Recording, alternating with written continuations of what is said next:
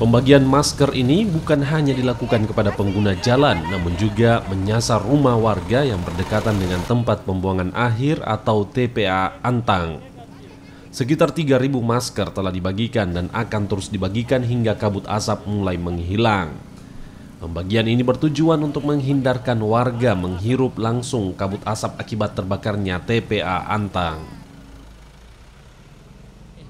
Sesuai dengan himbauan Bapak Wali Kota Makassar, diinstruksikan untuk setiap titik-titik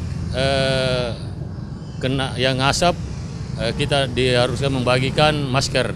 Jadi hari ini kerjasama dengan Puskesmas Kelurahan Bangkal Bilin Romang, di wilayah Kelurahan Bangkal ini kita membagikan masker sekitar kurang lebih 1.000-an. Ya. Adapun nanti kalau misalnya masih kurang dari pihak Puskesmas dan pemerintah wilayah Kelurahan Bangkal ini, kita akan tambah kembali.